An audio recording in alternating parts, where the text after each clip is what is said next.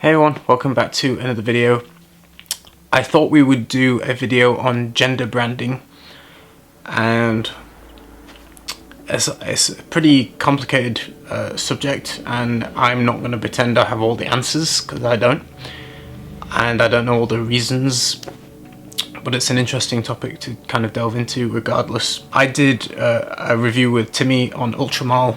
The clip I shot for hacking Timmy's channel, just so you know that I hadn't got a clue what Timmy's review was. I hadn't heard a word of it, so for me to say I 100% disagree with Timmy was just a joke. It was meant to be funny and like an amusing kind of cross collaboration thing, so don't take that too seriously. I actually agree with Timmy's points that I think he did a really great job, so don't take that element seriously. It was meant to be humorous. I'm just having a laugh with my friends.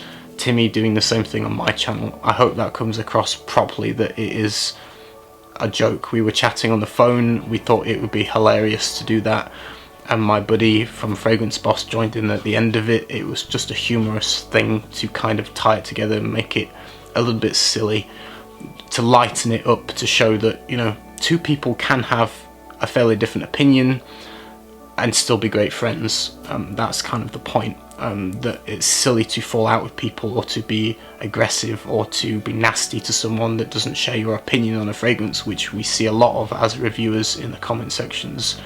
That people can be easily triggered when someone doesn't like their favourite fragrance, and it puts reviewers off from sharing a controversial opinion, and they generally will just give everything a positive review and just be kind of borderline, you know, following that kind of, where they don't want to rock the boat, they don't want to upset anyone, they don't want to trigger anyone, because people are so crazy online.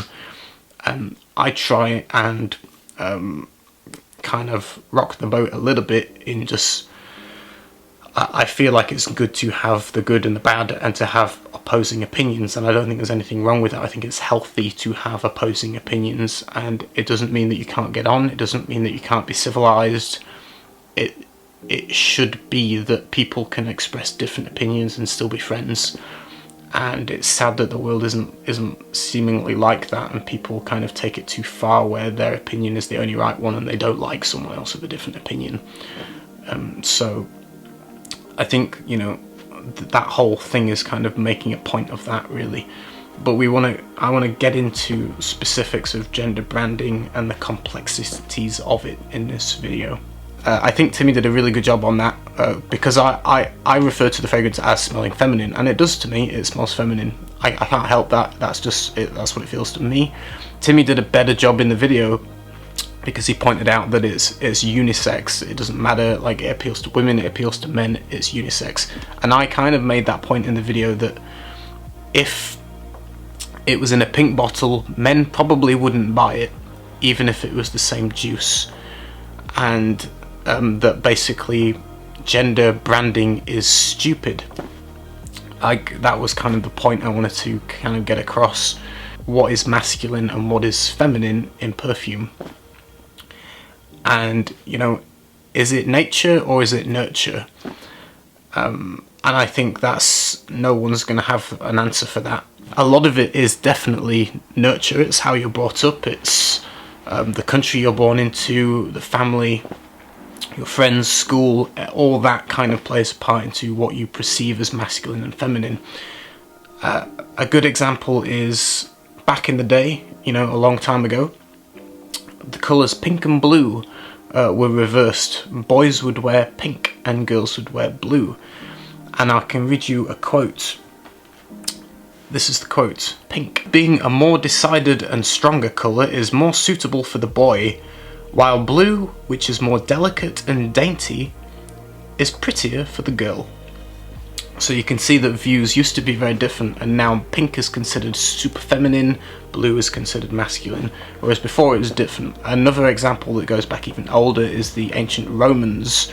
Roman soldiers would scent themselves with rose water and smell of rose, and the smell of rose was considered very strong and masculine, and, you know, strong soldiers, warriors would wear smell of rose. in today's culture, rose in the general population, I would say, is considered more feminine, which is a huge polar shift to what it was in the Roman days, which is funny. Personally, I think rose can be both. Some particular roses smell feminine to me. You know, if they smell pink rose, for example, to me that does smell feminine, because I was brought up to think pink things were girly. So that is kind of ingrained in my psyche, I suppose. So when I smell a more light, airy pink rose, to me it smells like a girl. Whereas I smell a darker, rich rose, it smells more masculine. But they should be, I guess, generally unisex. It shouldn't really matter. But we have these stigmas and these ideologies and these things in our brain that is kind of hard to get over a lot of the time, which makes this kind of subject complicated and without really a straight answer, apart from it's the byproduct of the society that we live in at the moment. A proven tactic behind this kind of gender manipulation in branding is called market segmentation, and the idea behind that is that they split off the consumers into smaller, tighter groups, more specific groups, which allows them bigger sales and stronger branding. So instead of generally a unisex bottle that anyone could wear, like this one, even some men might even say that that leans a little bit feminine, possibly, but in general we could consider this completely unisex. That doesn't have as much of a strong branding aesthetic as, say, Coco Mademoiselle by Chanel, which has this very feminine looking bottle with a pale pink juice. Not many men in the world are going to want to pick that up and wear it themselves, because straight away you look at it and just from the branding of the bottle and the imagery and the colour, just the aesthetics tells you it's feminine. And that's the market segmentation, making things very specifically for men and for women. You know, people like Narciso Rodriguez, you can see this bottle, it's kind of a muted darker grey, which is arguably more masculine in consumer culture, and it says "for him" with a strong black cap. For him. It literally tells you it's for a man on the bottle. Now you can get that in shampoo, where it says "for him" and it's in a black bottle shampoo, because some men don't want to pick up a bright pink or bright green bottle of shampoo that has pictures of flowers on the front of it. So, you know, "for him" is segregating this so that when the woman sees it, she goes, "Oh, it's for a man. I'm not gonna even bother smelling this one." This is like 100% unisex. This is not at all gender specific. In fact, probably a decent chunk of the population might say this skews feminine because it is a floral like musk, which not all men would find attractive. But definitely there is no reason on earth why a woman can't wear that. It is completely unisex, but it's branded specifically for men. So that's just kind of how it is in the world with products. I think, you know, something like Tuscan Leather gets branded mostly as a masculine fragrance because of the notes of being leather and spice, and people associate that with strong and masculine. And when I smell Tuscan Leather, I just smell something that's damn sexy, and I would love a woman to smell like that. I think a woman would smell amazing wearing Tuscan Leather. It's magnificent. But a lot of women would be turned off just purely because it says leather on the name, and they associate that with strong masculine, and when they smell it, it might be too intimidating for them to think, oh well, you know, leather and spice, this is like a man. And these kind of, it works both ways. There's fragrances aimed to men that could be worn by women, and there is perfumes aimed for women that can be worn by men. We live in a world that is very consumer orientated, and branding is huge, multi-billion-dollar ideas where they literally create everything from texture to logo to sound to the shape and the name and the box, and all these individual elements can be inferred masculine or feminine, and it's built up over time to make that quite strong. Like when you look at feminine packaging, you'll see chalky, pale, lighter colours, or rounded edges, no particularly kind of sharp, aggressive lines. And you can see examples of that all over branding, whether you're buying a packet of razor blades, which obviously a men's razor blade is packeted in Gillette packaging that's black. It'll have a grey handle or a black handle. The packaging is all black. It's aimed towards men, obviously. And then you'll see the ladies' razor, which is usually bright pink with a soft rubber handle with bright pink packaging and white writing and rounded edges, and they're the same product. I mean, it's the same thing. We've got it's a razor, but one is pink, one is black, one is sold to women, one is sold to men, instead of just a generally a razor that could be used by anybody. So why they do that is to increase sales, because more women will go and buy the pink one, more men will go and buy the black one. It just increases sales. It's better business, it's better branding, it's stronger imagery.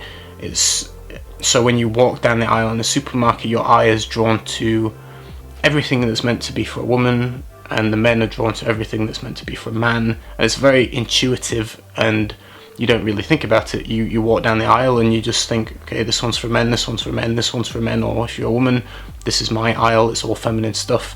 It's very segregated, it's very separate, it's very obvious in the branding. When a lot of the time products like shampoo and razor blades and just these general kind of things really don't need to be gender specific, because they're the exact same product, it's just a different packaging.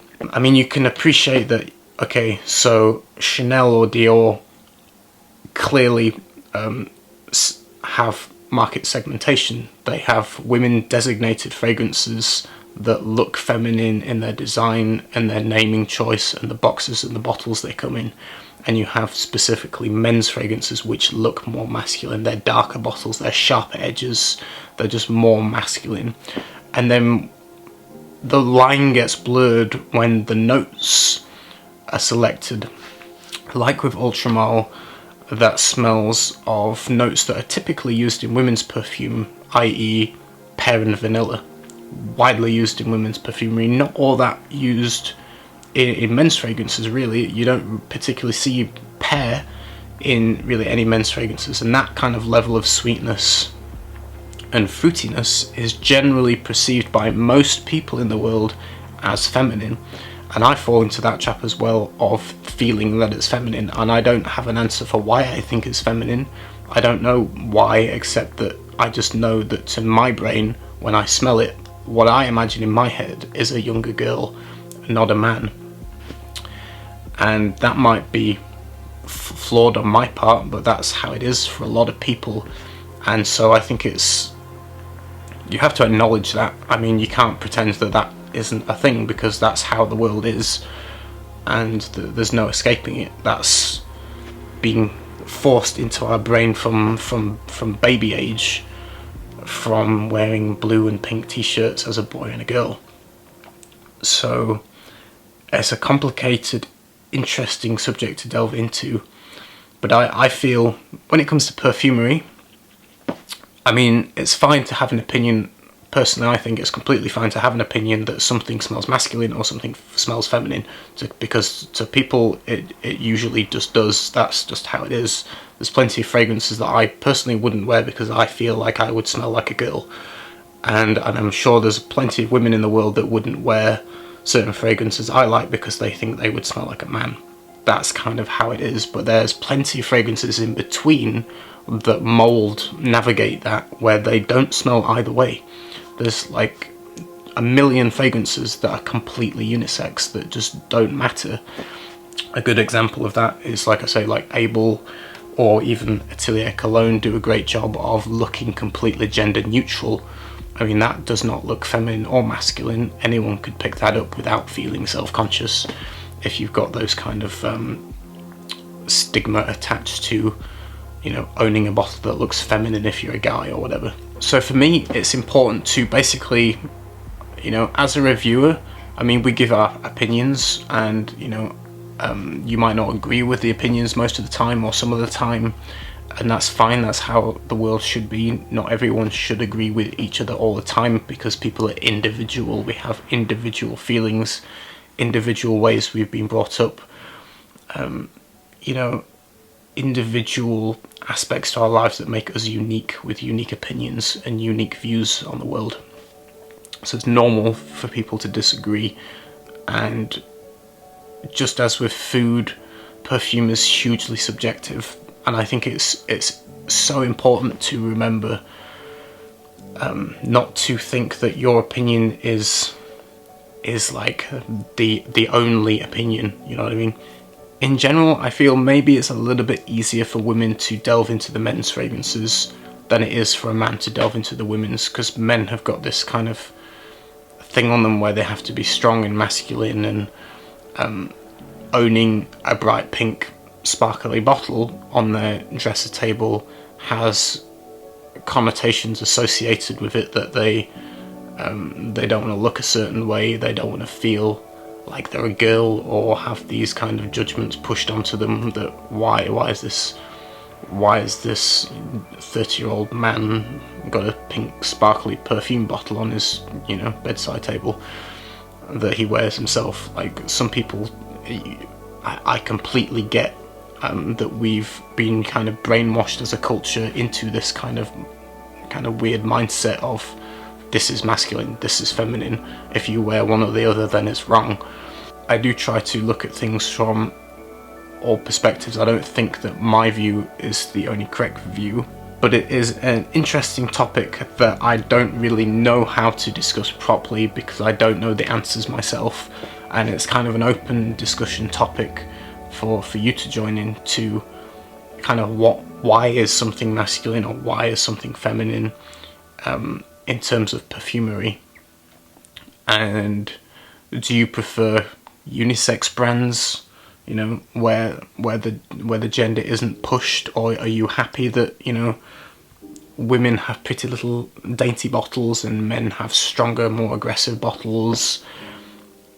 You know, I can see it from every angle. I can see it from the branding aspect, from the marketing aspect, from sales, because these companies want to make money, and that is a proven way of making more sales by targeting specific audiences.